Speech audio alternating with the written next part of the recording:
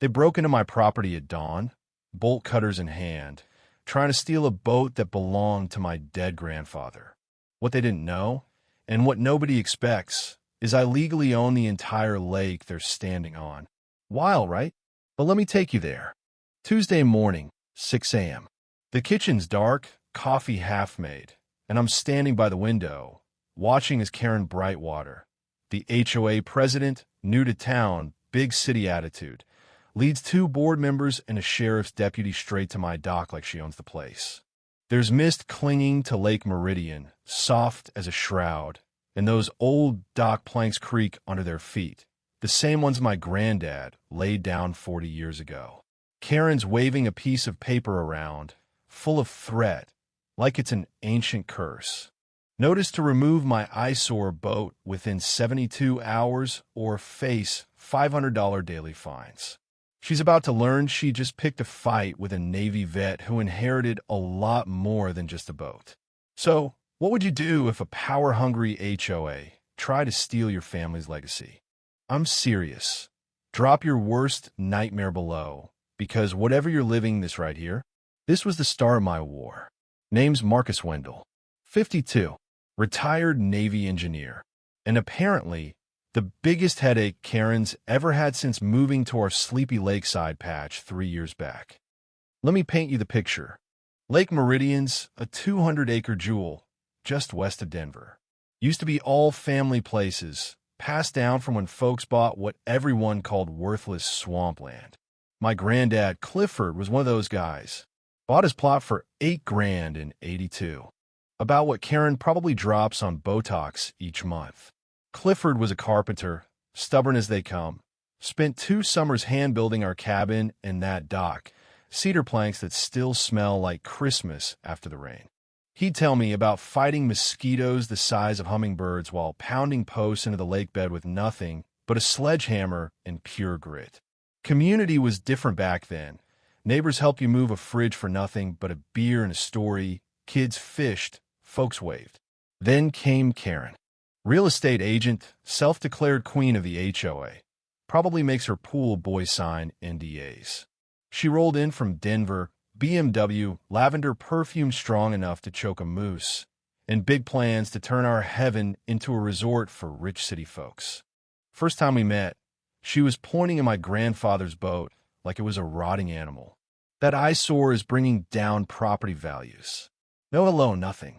I showed her the registration, the dock permits, the county records. Didn't matter. We have community standards, she says, literally stomping her foot like a kid. That's when I knew she wasn't just after my boat. She was testing how much the original families would take before we pushed back. Her plan got obvious quick.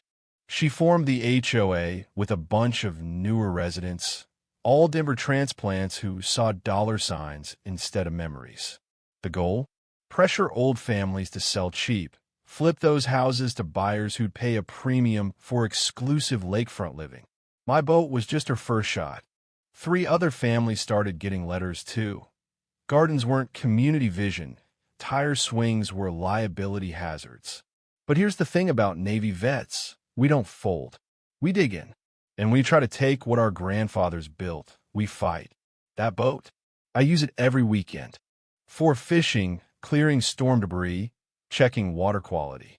It's family history. Tackle boxes still packed with my granddad's lures, his old leather vest draped over the seat. The smell of diesel and old leather, stronger than Karen's perfume and a hell of a lot more honest. When Karen filed her first complaint, I just crumpled the letter, felt the cheap paper break up in my hands. She thought I'd cave. Instead, I started planning. The real fireworks began a week later. Karen called an emergency HOA meeting Thursday night when all the working families were busy, but her retired city friends could show up and fill the seats. I walked in straight from work, smelling like sweat and lake water, while the room reeked of expensive cologne and entitlement. Karen launched into a PowerPoint about community beautification. The proposal? All boats had to pass visual compatibility inspections, $500 a pop. Boats older than 20 years needed comprehensive restoration. Oh, and a $2,000 watercraft assessment if you wanted to keep your boat. The newer folks nodded along, while the originals just stared, stunned. But she'd missed something. I've been digging through county records all week.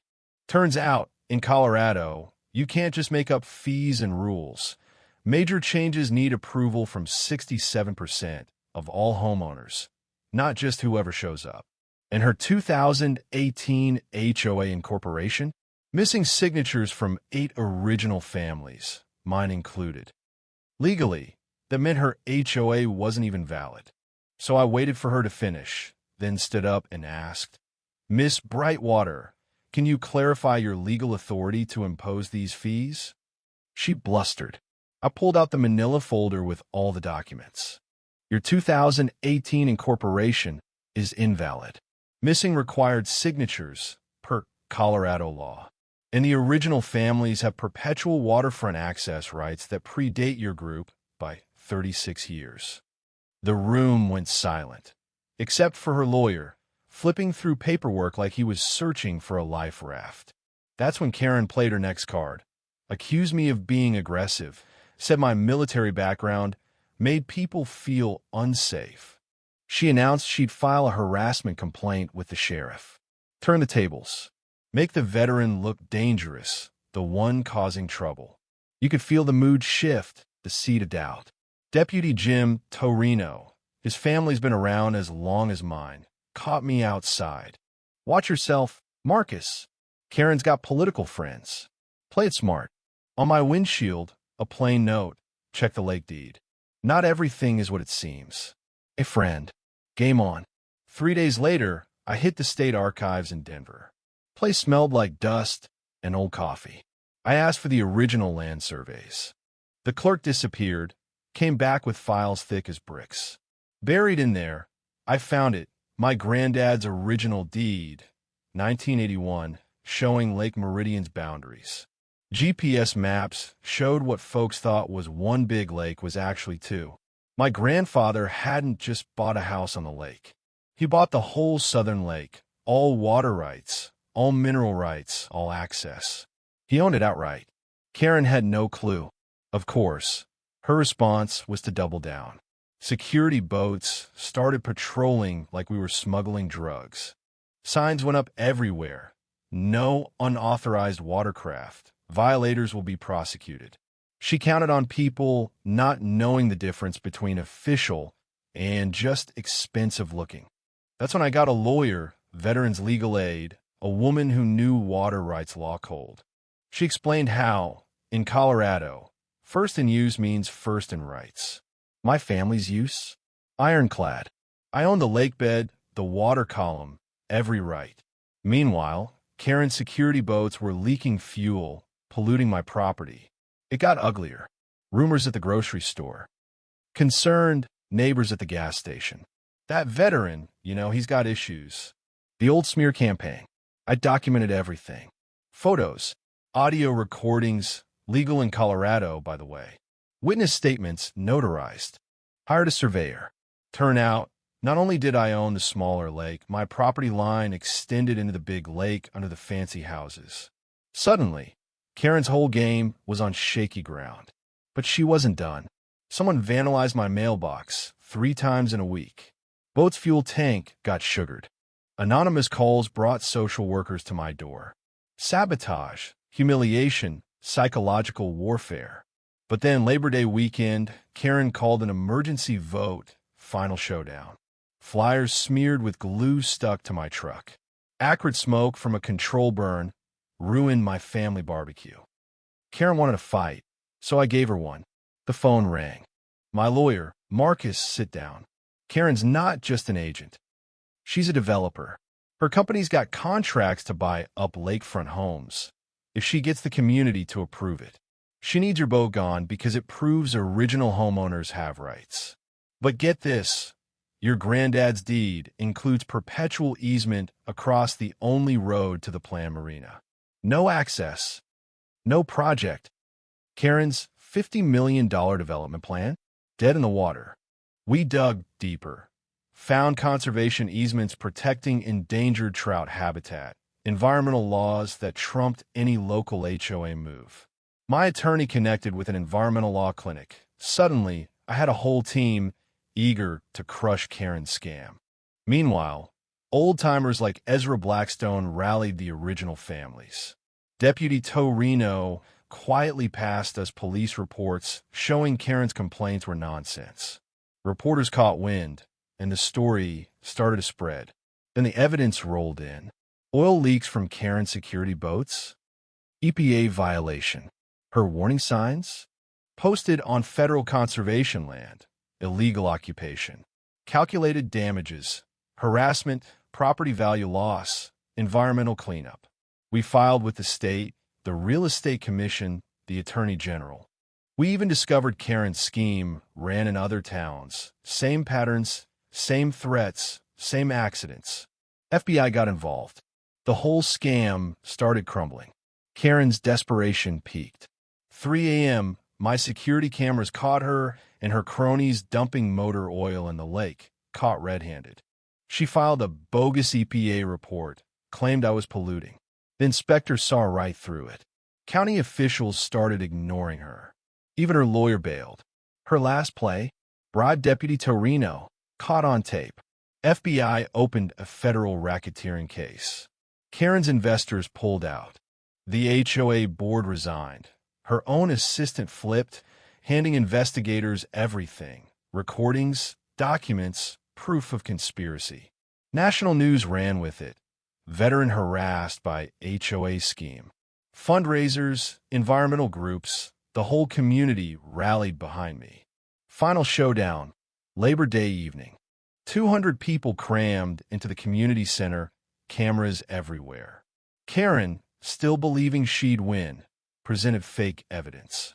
I stood up, plugged in my laptop, and projected the real deeds, the maps, the surveys. Ladies and gentlemen, my family owns this lake, and your so-called marina is on my land. The room exploded. Karen screamed, lost all composure. Deputy Torino stepped in. Karen Brightwater, you're under arrest for bribery, environmental crimes, fraud. The EPA agent announced a federal investigation. The FBI served warrants. Karen's world collapsed on live TV. Best part? I offered access easements to every legitimate community member for $1. Set up a wildlife preserve in my granddad's name. The standing ovation felt like justice. 6 months on, I sit on the dock, sunrise over the lake, no more security boats, clean water, trout splashing. Karen pled guilty to federal charges, paid restitution, lost her license, her company bankrupt. My lawsuit settled for over $1 million. Money I used to restore the cabin, fund legal help for other harassment victims, and set up a community research station. Lake Meridian became a model for conservation and a warning to any other would-be HOAs or developers. Funny how what started as worthless swampland turned into the spark for legal reform. State laws now protect homeowners from HOA abuse, and folks come from all over to learn how to fight back. My grandfather's boat, once an eyesore, is now a symbol of ordinary people standing their ground. The festival we host every year brings in crowds, and the local economy's never been better. And you know what? I get letters now, other veterans, other families fighting the same battles. Some people never learn, but that's all right. There's always another fight to win. So what's your worst HOA story? Drop it below.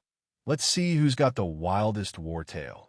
And next time someone tells you to just move your boat, remember, sometimes the smallest stand changes everything.